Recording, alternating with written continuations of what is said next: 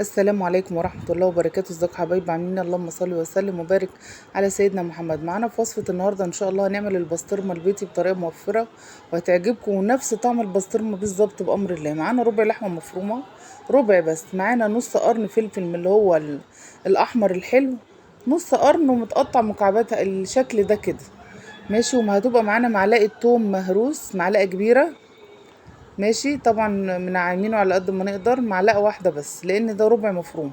ودي معلقه حلبه مطحونه يا جماعه، الحلبه اللي احنا بنشربها العاديه خالص. بناخد معلقه واحده زي معلقه الشوربه وبنطحنها في كبه الخلاط وبنخلها وبنركنها في الطبق كده. ومعانا نص معلقه كزبره، نص معلقه كمون، نص معلقه فلفل اسمر، معلقه ملح كبيره. ومعانا لون احمر غذائي. طبعا عاوزين تحطوه براحتكم، مش عاوزين خلاص يبقى معانا اكياس تلاجة. بس هي دي كل المكونات بتاعتنا بتاعت البسطرمة. طبعا احنا بنحاول نتوصل بقدر الامكان ونعمل حاجة زي اللي بره بتدينا نفس الطعم، بس اكيد مش هيبقى نفس الشكل البسطرمة اللي احنا عارفينه متعارف عليه بره قطع يعني كده ماشي. هننزل بالربع المفروم في الكبة بتاعتنا، معلقة الحلبة المطحونة ولازم تبقى ناعمة جدا. هننزل بالتوابل بتاعتنا، كزبرة، فلفل اسمر، كمون بس.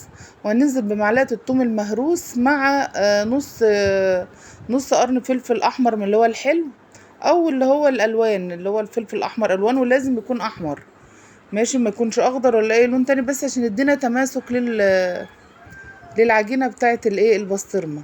وهنحط نقطتين من اللون الاحمر الغذائي المصرح بيه ده. عندكم السائل، الازازه دي مش غاليه، بتبقى عندي على طول يا جماعه، بستخدمها في كل حاجه، في عمايل الاكل، في عمايل البلوبيف حطيت منه، للصابون القطع حطيت منه. صراحة بيفيدني في حاجات كتير جدا وفي منتهى الجمال، والازازة ب10 جنيه مش غالية. طبعا هننعم جدا بقى الخليط ده، نضربه ضرب مبرح لحد ما نخليها ناعمة خالص زي العجينة مع بعض. وهتشوفوا دلوقتي اخر ما نخلص. طبعا احنا بنجرب في ربع كيلو، جربوا في الربع كيلو الاول يا جماعة عشان لو عجبتكم بعد كده تبقوا تعملوا براحتكم الكمية اللي انتوا عاوزينها. والله ما فرقت حاجة في الطعم، بالظبط بالظبط نفس الطعم بتاع البسطرمة اللي بره، بس ما هنالك بيختلف في القطع بس. طبعا انا بقى في حاجة كده وقعت فيها مشكلة برضو، عشان انا اول مرة اعملها مش هكدب عليكم. بصوا العجينة ناعمة ازاي. طبعا انا لما شفت الطريقة من شيفات كبار، طبعا انا حطيت قالوا تخلوها رق، يعني رقها خفيف جدا. طبعا انتوا شفتوا انا رققتها ازاي زي ما هم قالوا. طبعا رققتها بطريقه فظيعه، معرفتش اطلعها قطع زي ما هم طلعوها، فطلعت معايا برضو بالمعلقه بالاسباتيولا عشان اعرف اطلعها، ورغم ان حطيتها في الفريزر عشان تجمد من بالليل لان انا كنت عاملاها بالليل. فبلاش ترققوها قوي للدرجه اللي انا عملتها بيها دي عشان تعرفوا تطلعوها قطع وتطلع معاكم قطع حلوه كده تبقى زي البسطرمه بالظبط.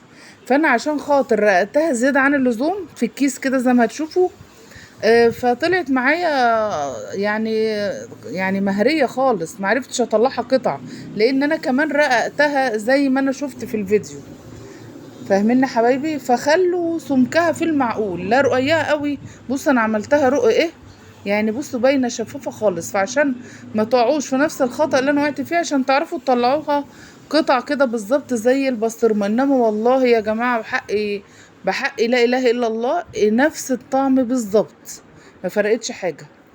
فتعملوا سمكها يعني حلو شوية عن اللي انا عاملاه ده عشان تعرف تطلع معاكم حلوة، وتسيبوها في الديب فريزر او في فريزر التلاجة تجمد معاكم، وبعد كده تطلعوها تعملوها بنفس الطريقة اللي هعملها بيها.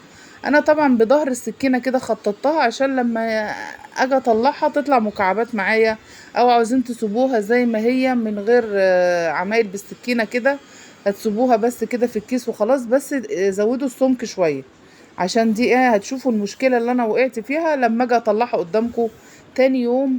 ما جيت اعملها تشوفوا الخطأ اللي انا وقعت فيه، ان انا رققتها بطريقة رخمة يعني، فمعرفتش اطلعها قطع زي ما انا شفتها صراحة. انما العجينة كانت جميلة ممتازة جدا، الطعم فوق الممتاز، بسطرمة بسطرمة يعني، ما لان هي نفس المكونات بتاعتها ونفس الطعم ونفس كل حاجة. فانتوا هتزودوا قطعة اللحمة شوية عشان تطلع معاكم سميكة شوية عن اللي انا كنت عاملاها دي. ماشي يا حبايبي، دي ملحوظة كان لازم اقولها لكم عشان لما تعملوا الحاجة وتاكلوها وتطلعوها وتعملوها تدعولي، ما تدعوش عليا انا، ما يعني انا بحب اعمل الحاجة والله. لو فيديو معايا طلع مش تمام ما بنزلوش.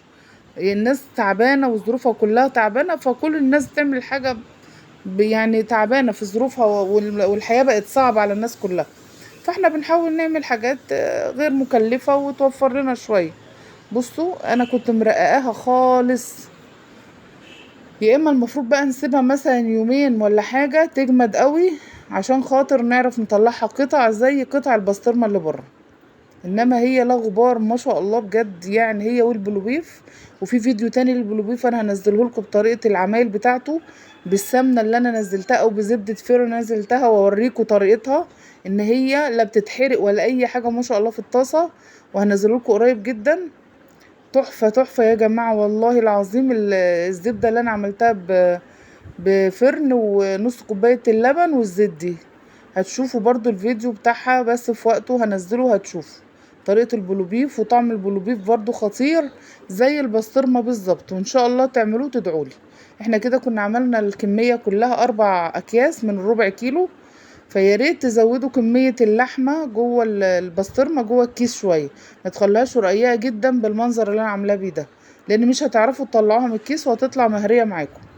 فدي ملحوظة انا بقول لكم عليها عشان برضو ايه ما تقعوش فيها، لان انا اول مرة اعملها مش هكدب عليكم. انا ما عملتهاش قبل كده، بس صراحة تجربة ناجحة وجميلة جدا وهتعجبكم بامر الله. كده كنت عملت ال4 اكياس دي، ان شاء الله الربع كيلو يعمل لكم كيسين. بس هتعملوا سمكها معقول تعرفوا تطلعوا. كده بقى احنا دخلنا بقى ايه، كنت سبتها في الفريزر لتاني يوم. بصوا بقى ايه المشكلة دي اللي انا وقعت فيها. طبعا هي كانت لسه ايه يعني، بصوا لازقة في الكيس خالص، مش قطع كده نعرف نطلعها. عشان هي رقيقة فما طلعتش معايا قطع، رقيقة زيادة عن اللزوم. ماشي يا حبايبي، هتشوفوا كده انا مش عارفة اطلعها بايدي، فاضطر ان انا اطلعها بالسباتيولا عشان تطلع، لانها كانت خفيفة جدا. بصوا هي المفروض تطلع قطع في ايدي، بس هي ما شاء الله يعني لحمة البسطرمة ونفس الطعم وما ينفعش تتاكل كده يا جماعة، لان هي طبعا لحمة نية. لازم تتسوى الاول وبعد كده على النار، بعد كده ناكلها بالهنا والشفا. بصوا ما عرفتش اطلعها قطع بس كانت جميلة. فانا بقول لكم تزودوا اللحمة شوية وتقلوا شوية السمك بتاعها في اكياس التلاجة وانتوا بتحطوها، عشان تطلع معاكم قطع مظبوطة وتعرفوا تعملوها وتبقى ايه قطعة بقطعتها. دي بقى الزبدة اللي احنا عملناها فرن مع بعض. بصوا جميلة ازاي. انا طبعا كنت حطيتها في العلبة اللي انتوا كنتوا شايفينها من شوية دي. خطيرة يا جماعة وطعمها تحفة والله، ولا فيها اي مشاكل، وما شاء الله زودت لي الكمية. اهي السمنة على نار. بقول لكم دي السمنة اللي انا الزبدة اللي انا عملتها معاكم بتاعت فرن اللي انا عرضتها لكم في القناة.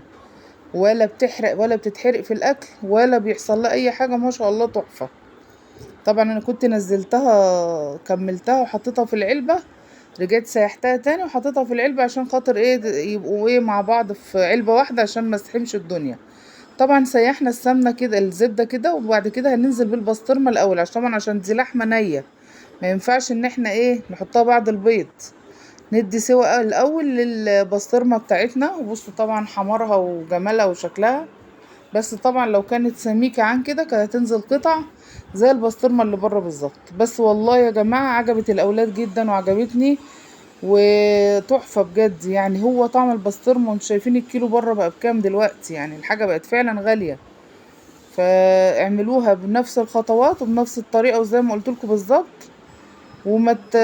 يعني عاوزين تقللوا الملح عن معلقة كبيرة ممكن تخلوها نص معلقة، او مثلا معلقة صغيرة، يعني لان هو طبعا البسطرمة بتبقى حادقة عادة. يعني انا ما حطيتش ملح خالص.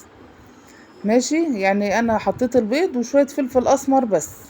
طبعا لما اللحمة لونها اتغير وحسيت ان هي دخلت على سوا شوية لان هي رقيقة جدا، فابتديت انزل ايه كنت حاطة عليهم 5 بيضات وطيت النار شوية في اللحظة دي.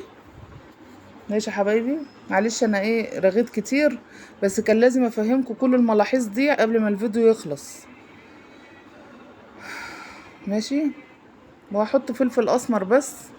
طبعا ما حطيتش ملح لان انا حاطه كميه بسطرمه برضو كتير، وبرضو ده خطأ انا وقعت فيه، فمش هينفع نحط كميه كتير عشان خاطر ما تبقاش حادقه زياده عن اللزوم.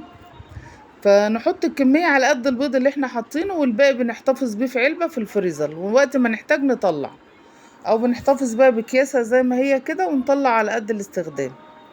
بس شوية فلفل اسمر كده. فانا قلت لكم حبايبي عشان انتوا اخواتي حبايبي، تعملوا الحاجة وتتهنوا بيها وتبقوا فرحانين بطعمها وبجمالها، وان انتوا تفوقتوا وعملتوا حاجة توفر لكم في البيت، وفعلا جميلة والله.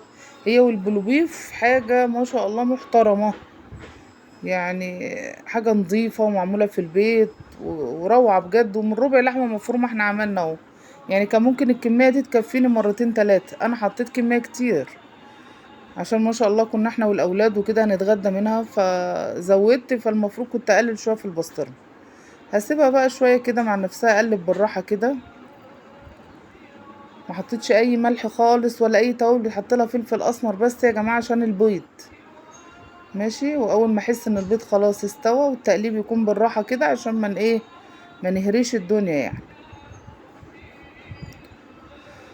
وان شاء الله تدوها وتعجبكم. وشكرا لكل كلامكم الجميل الطيب اللي بتدعموني بيه وتشجعوني بيه في مصر وخارج مصر وكل الدول العربية والدول الأجنبية. شكرا جدا ليكوا حبايبي، وجزاكم الله كل خير على ذوقكم وعلى تشجيعكم ليا. وربنا يخلينا لبعض يا رب، أصدقاء وإخوات وحبايب، ما يحرمناش من بعض أبدا، ويخلينا لبعض يا رب، اللهم آمين.